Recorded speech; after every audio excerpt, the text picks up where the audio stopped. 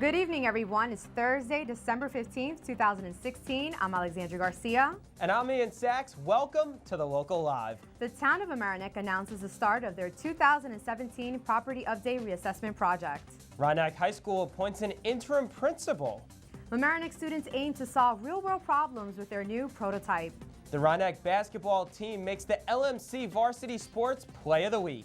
The best restaurant in the country is in Westchester. This and more local stories in our segment, In the Media. On tonight's roundtable, we'll chat with Malcolm Froman, the president of the Larchmont-Mamaroneck Hunger Task Force. Let's find out together how we can help those in need this holiday season.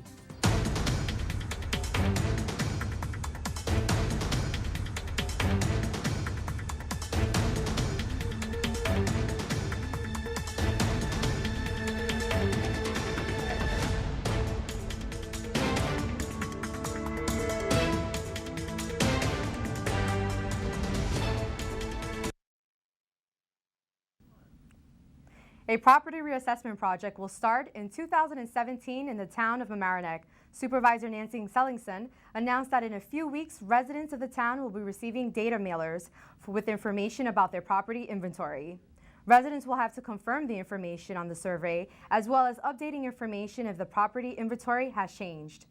The town hired GAR Associates to conduct the assessment, and they have produced an informational video to help residents understand the project. Here's a quick recap of the video. Data mailers will be sent out in December to ensure the accuracy of the town's property inventory data. A data mailer will be sent defining what the town currently has on file for your parcel. If there are any discrepancies, please make the change on the document and return to the assessor's office by no later than January 14th of 2017.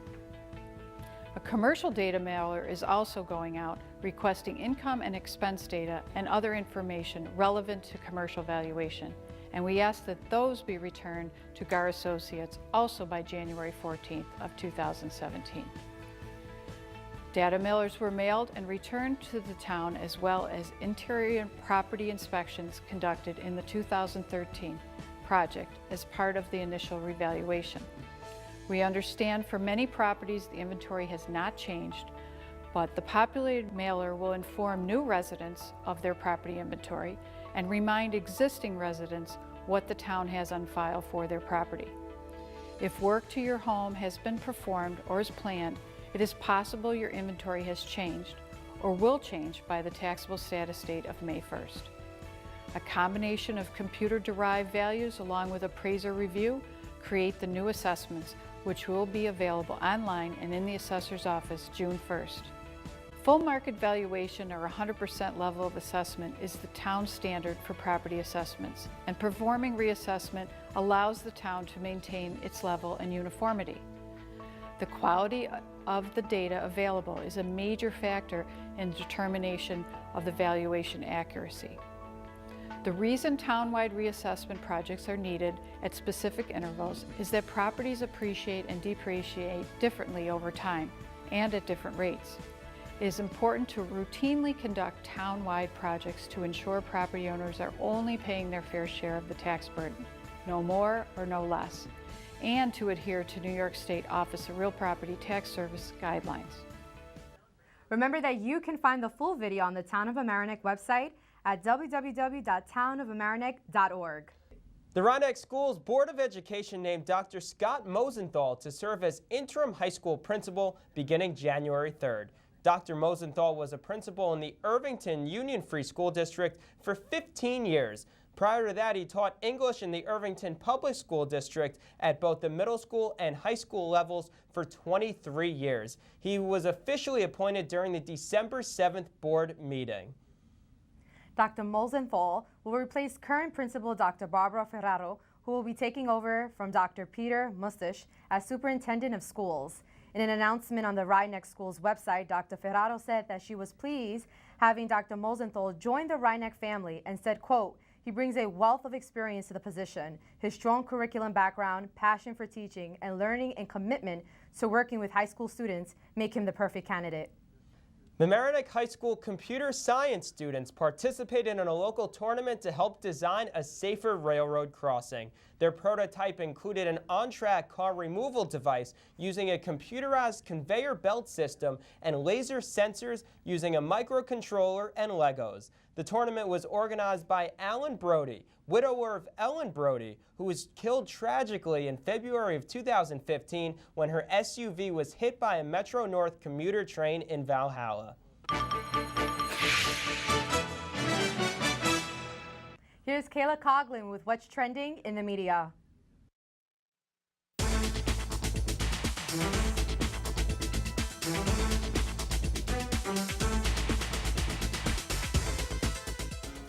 Are you a high school student that's into serious competition but not that into athletics? Well, Mamaroneck High School's new debate team is perfect for you. The team was launched in the fall and it now has 40 active members. Students and staff are very excited about the debate team, so head on over to theloopny.com to get the full story. The Industrial Development Agency and Local Development Corporation totaled $604 million in private investment this year. The IDA and LDC gave financial support to a number of projects in Westchester County, including the $35 million construction of 100 rental units at the Sheldrake Station development in Mamaroneck. These projects created over 2,000 jobs. To learn more about the IDA and the LDC and to see what projects they have taken part in, go to the Mamaroneck Daily Voice. On Friday, December 9th, a Massachusetts man was arrested for possession of drugs. James N. Polcari was stopped on I-95 for traffic violations, where it was discovered that he had 11 ounces of marijuana and other controlled substances. He was taken to the New Rochelle barracks, where he was charged and was released on appearance tickets. If you want all the details about the arrest, go to the Larchmont Mamaroneck patch. Some major news for Westchester. A Westchester restaurant has been named Best in the Country. Eater, a national food site, listed Dan Barber's Blue Hill at Stone Barns in Pecanico Hills as the #1 restaurant in America. Blue Hill is set on a beautiful farm where the produce and livestock used in dishes are maintained. Owner Dan Barber also works to eliminate food waste. Blue Hill really is an impressive place, so go and check it out at the MamaronecDailyVoice.com. The towers for the new Tappan Zee Bridge have finally been completed. Dignitaries and government officials gathered on the strand of the Tappan Zee Bridge on Tuesday to celebrate the developments. Bridge officials have said that 90% of support structures have been placed and 1/3 of the stay cables have been anchored. Residents should expect the new Tappan Zee Bridge to be completed in 2018. If you want to learn more about the construction project, go to lohud.com. If you can find it online, you can find it right here in the media. I'm Kayla Coughlin.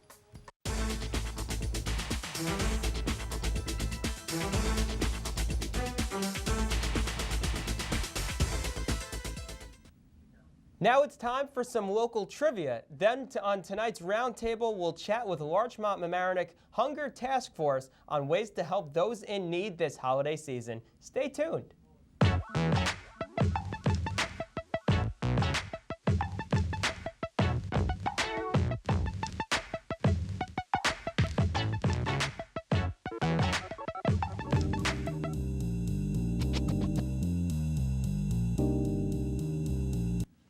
Can you imagine holiday time without food? They go together, well, like peanut butter and jelly. But food insecurity is a real problem here. We'll be discussing what you can do to help. I'm Maura Carlin. And I'm Michael Witch. You can join our conversation. You can call us, email, or send a tweet. The contact information will be on your screen. Our guest is the president of the Larchmont Mamaroneck Hunger Task Force, also known as the Food Pantry. Malcolm Froman, thank you for joining us. A lot of people have a misconception or image of who needs help providing food for themselves or their families. As I understand it, it's people of all or many ethnicities, different ages, and for different reasons. Can you tell us about that? Yeah, the fact is that among our many clients at the food pantry, and every 2 weeks we provide food for over 360 or so households. That represents maybe 1,500 or 1,600 people, including over 400 children. And the fact is, it runs the gamut from young families with many household members. You have single people living alone. We have seniors who live in various housing developments in the area.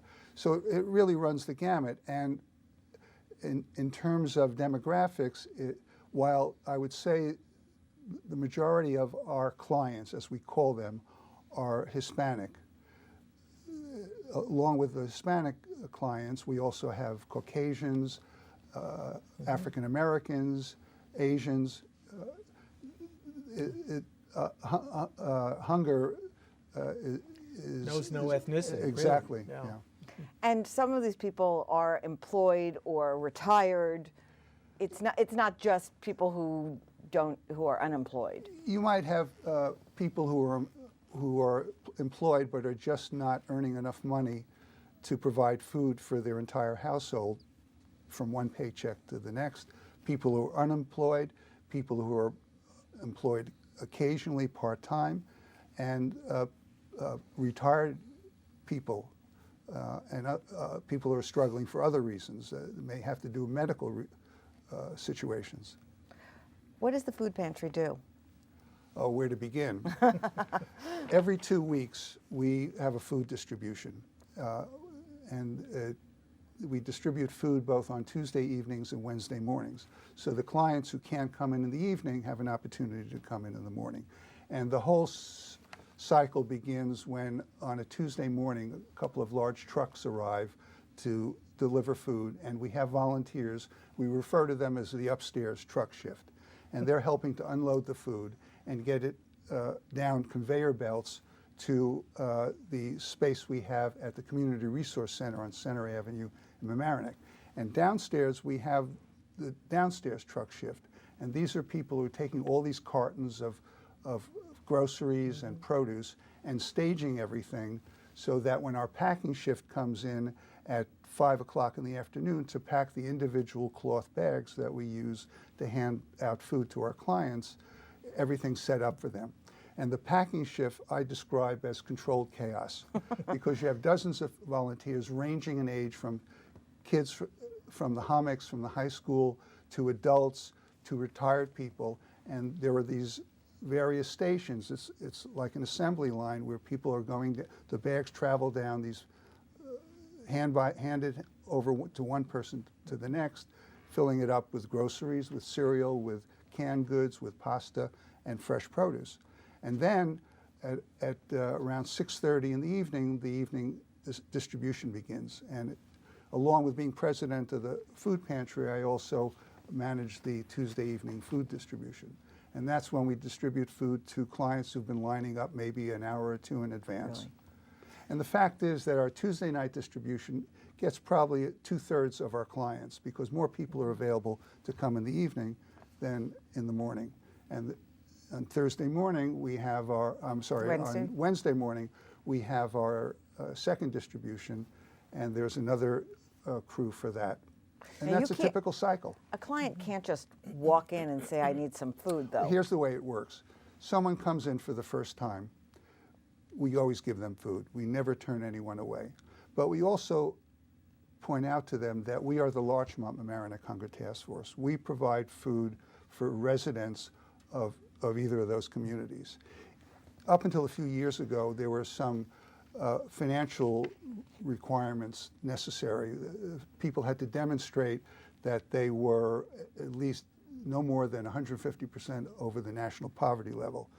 New regulations prevent us from asking for any financial information. So the only requirement is that they demonstrate that they're a resident of either Larchmont or Mamaroneck.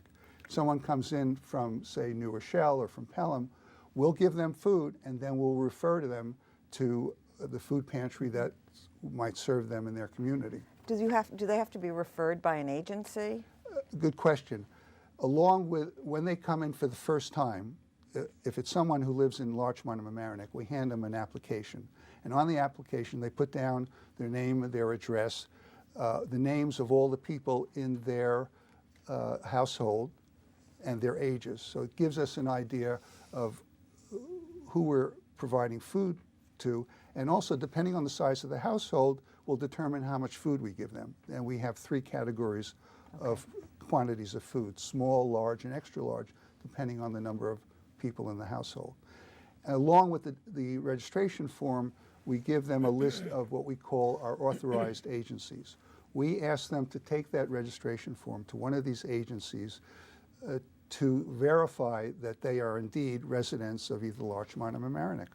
And there are actually restrictions or obligations of the people who are getting food in terms of, I believe, I was looking at it, you can refuse to serve people under the influence of alcohol and drugs. Is that still the case? Yeah, that's, we list that on our website. It's rare that we have situations like that. Look, given the range of people that come in, these are individuals and families that are struggling, and along with struggling to provide enough food, they have the same kinds of personal issues that anyone might have. Right. But the good news is that most of the time at our distributions, there rarely are any problems. Occasionally, someone might be arguing about, well, I was first in line and you were second.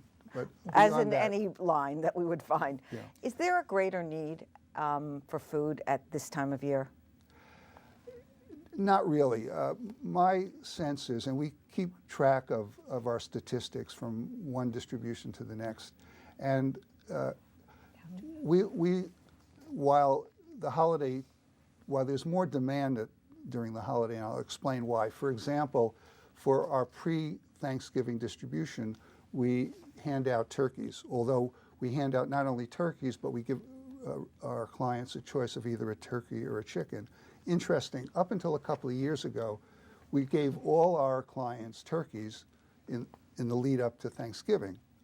And then at the Community Resource Center where we're housed, someone there told me, some of your clients, particularly the Hispanic ones, might not want a turkey. Why? Either culturally it's something that they're not interested in, and more interestingly, many of them may not have an oven or an oven large enough to cook a turkey.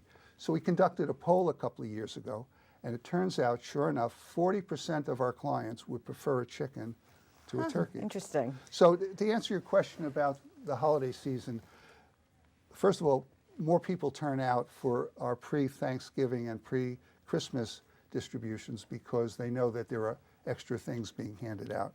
So we get a bigger turnout. But I would say in general, the need is the same all year round. There was yes, we have a question that came in, and I'll read it from the next question, please. If you could ask them to scroll down. Okay, but we have two questions that came in. Yeah. The first wanted to know, the viewer wanted to know if a green card is necessary to get food. As I said, the only requirement we have is residency. Okay. Yes. And the second question is from a viewer who says, I have a frozen turkey, I want to donate it, how can I do that? Bring it to the food pantry. Frozen? Frozen, yeah, at our pantry, where we distribute food in the lower level of the Community Resource Center, there's a big open space where the distribution goes on. And then in the back, we have a closet where we have a bank of refrigerators and freezers. So we can easily accommodate receiving frozen food. And in fact, some of the food that we distribute comes in frozen, and we keep it frozen until it's handed out. Can you donate food anytime, or are there specific times? We prefer that people bring donations of food while we're operating on a Tuesday or Wednesday every other week. But there are opportunities also to drop it off at other times. If Tuesday and Wednesday just isn't convenient for them, we can make arrangements, since it's the Community Resource Center and there are people there during the day, to drop it off, and they'll receive it for us. Well, let's talk about the kinds of foods people can donate. There are other ways you can get involved, but in terms of foods, we put out something of a sampling of the things from your website. Yeah. One of them, I thought, could use some explanation. I mean, there's pasta, there's tomato sauce and tuna and beans and cereal, peanut butter and cereal. But this is shelf-stable milk. I think that you guys call it Parmalat, but well, that's a brand. That's a brand. Yeah. We Milk is, as you would imagine, an important item for many of our clients. But it would just be too difficult to hand out fresh milk. So we will offer our clients either shelf-stable milk like this, but except that we don't get that particular brand. It's usually Parmalat. Or we will offer them powdered milk. And it's very, very popular. As you can imagine, particularly for families with children. Right. Yeah. I was curious when you told us about the trucks that roll up on Tuesday. Yeah. Where does the food come from? I'm glad you asked in that. those trucks? We buy about 90% of the food that we distribute, we buy ourselves with money that's donated to the food pantry. And we purchase, I would say, about 50 or 60% of our food from Food Bank for Westchester, which is a nonprofit organization which is part of a whole consortium of like agencies that are also part of Feed America. And Food Bank for Westchester is a big warehouse that receives food from and purchases food from manufacturers. They're able to purchase it in bulk at very reasonable prices, and in turn enables us to buy it at very low prices, a lot less than if we went to the supermarket and shopped for this food. What we can't get from Food Bank, because from one distribution to the next, the range of selection from Food Bank is limited by what's available from the manufacturers that provide food to them. Whatever we can't get from them, because we make it a point of providing a nutritionally balanced selection of food. So if we can't get it from Food Bank, we go to our other wholesaler, a company based in New Jersey called Driscoll Foods. And a lot of the fresh produce that we buy, we get from Driscoll, along with usually the eggs that we purchase, we get from Driscoll, along with what you're showing here. I mean, these are the types of foods that we ask people to donate because they're shelf stable. It's canned, it's packaged, doesn't require refrigeration. But among the foods that we distribute are ground meats and frozen fish and yogurt, things that require refrigeration. That we'll buy from our wholesaler, including eggs and also fresh bread. Malcolm, obviously, besides people donating food, how else can they help?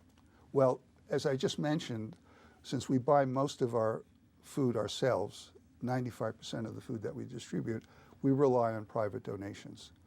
And I mean, you have of money, not just food. Yeah, Yes. yeah, private donations of money, yes. It's interesting, within our community, you think about Larchmont and Mamaroneck, and you imagine a fairly affluent community. And yet, within our communities, and particularly in Mamaroneck, there's this sub-community of struggling families. So on the one hand, you have these struggling families, but the good news is we have a lot of generous donors who when it comes time for our fundraising campaign, step up and are very generous with providing donations. And you also need muscle Well, for packing, unpacking, loading. along with the contributions that we use for buying food, that kind of contribution, we also require the contributions of people, whether it's muscle or other Organization. expertise. Exactly. Okay. And you know, one of the real sources of gratification I get from working at the food pantry is, one, first and foremost, we get to help a lot of people. Second, as I said, to witness the generosity of the residents. And finally, it's the selflessness of the over 100 volunteers that work at the food pantry every week, every time we have a distribution. They're out in numbers. I described to you what needs to be done, whether it's schlepping big cartons or packing bags or helping our clients with different assistance. You mentioned volunteers. Among them, you had some HOMIC students, and they would be, what, 13, 14 years old? How old do you have to be? We had a viewer question come in. A good question. If the general policy is if you're under 15 years old, you need to be accompanied by an adult. Okay. So if kids from the HOMICs are coming to volunteer, usually they're accompanied by a teacher or maybe parents. for my distribution on, say, on a Tuesday night, I've always had a handful of high school students who come there like clockwork every other week. And of course, what happens is after 3 or 4 years of working on our shift, they go off to college. So I have to recruit new high school students. So to work at the food pantry unaccompanied by an adult, it's good to be at least 15 years old. Okay, thank you. And thank you for joining us. You can get more information on how to help, www.lmfoodpantry.org. Perfect. Great. I wanted to sneak in a congratulations because I read on your website that the Hunger Task Force won an award this past June. Yes. A volunteer award? Food Bank for Westchester has annual awards, and this year the volunteer award went to the Hunger Task Force. It was really nice. Congratulations. Thanks for mentioning that. And I thought we'd mention that the local live will be donating our props to the food pantry. I'll be happy to accept that. Okay. Thanks Thank you so for much. joining us, Malcolm. Thank you, and stay tuned. We've got more coming up on the Local Live.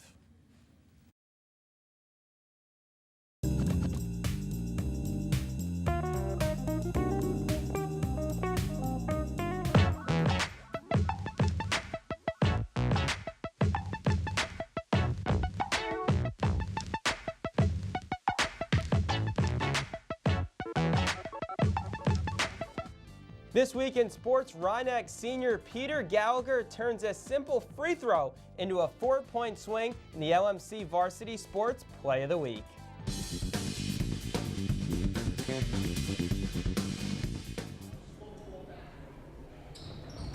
And gets the front iron, and it's good. 3 points for Gallagher, intercepted by Gallagher, the three at the buzzer is good!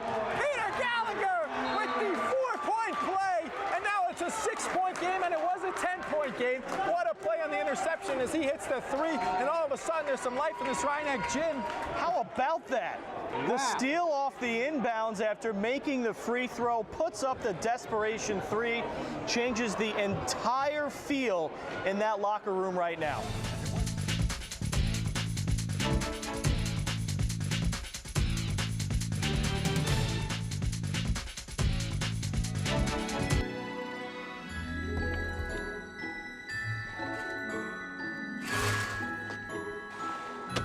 Boy, what month is this? Why, it's December, sir. Ah, I have not missed it.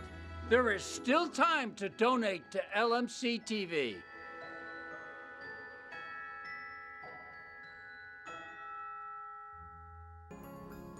Annie's a calm 8 or 9 months old hound mix. She was originally found severely malnourished in a state park in Texas. She plays well with large dogs and is very well socialized. For more information on how to adopt or browse other adorable pets, go to www.ny-petrescue.org. Oh, she's so cute. Remember, if you'd like to keep us on the air, support our program by checking out our website at www.lmctv.org and click on the donate button in the upper right-hand corner. We'll really appreciate any contribution. We are always welcoming new interns and volunteers, so send your emails to the local live at lmctv.org and join us. We love hearing from you. Thank you so much for watching. I'm Alexandria Garcia. And I'm Ian Sachs. See you next week on another episode of The Local Live.